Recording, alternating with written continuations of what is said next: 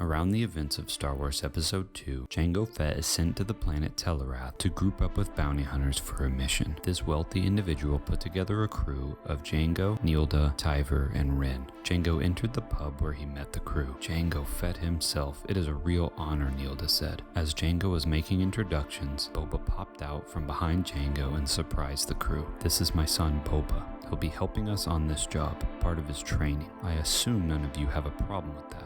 Honored to meet the next generation, everyone said. Later on Slave One, Boba is confused. I don't see why we're doing a job with this crew, he said. I haven't heard of any of them. Why can't we work with Cad Bane, or Ara Singh, or Zam Wessel? Because you know them, or you know of them, Jango said. The unknown factor, that's the real lesson here. I guess, but Dad, can't you just take whatever job you want? I can now, but it took a long time to get here, Jango said.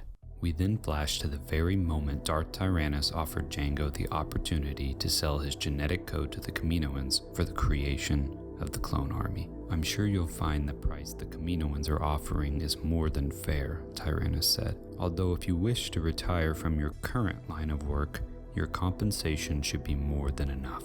Why me? Jango asked. There are few who have your reputation, Jango Fett, both in terms of skills and your discretion. Fewer still who are human. Think of the Grand Army of the Republic, a show of strength and power like the galaxy has never seen, all stemming from you. How many men can claim such a legacy? The credits are good, Jango said, but there is something else I'm going to need as compensation. Jango was clearly alluding to the fact that he wanted to raise one of the clones as his own. Now on Ord Mantell, the crew approached the daughter they were supposed to capture. The girl's father wants her back. Leave now, you won't get hurt. Her love interest ran away as she began to back away from the crew. I'm not going back, she said. She walked back onto the railing until finally she fell. Just then, Jango Fett swooped in to rescue her from her fall. The crew watched in amazement as Boba admired his father. Later, as the crew walked back to their ships, Tyver pounced on Boba and held him at knife point. Give us the girl on the ship and you can have your boy back. We then flash to Kamino, where we see the clones training in hand-to-hand combat. Not a single clone unit has fallen below combat parameters. You must be very proud, Tanwi tells Jango. What do I have to be proud of? Livestock bred as cannon fodder? Back on Ord Mantell, Tyver says, I'll gut him like a jest. You can try, Jango said, as he casually walked away.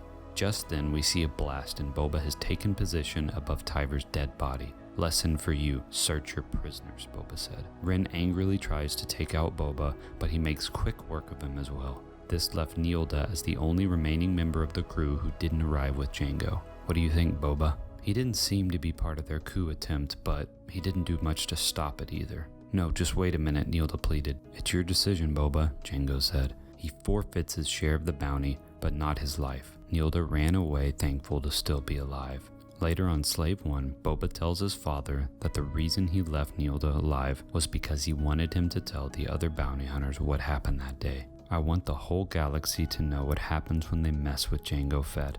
I figured that's what you would do, Boba said. When they mess with either of us, you mean. I wasn't the one who fired the shots. A father couldn't ask for a better start for his son's legacy. And that day, the legend of Boba Fett was born. I hope you enjoyed this video. Please consider subscribing to becoming part of the Farthest Planet From family. Have a great day or night, and may the Force be with you.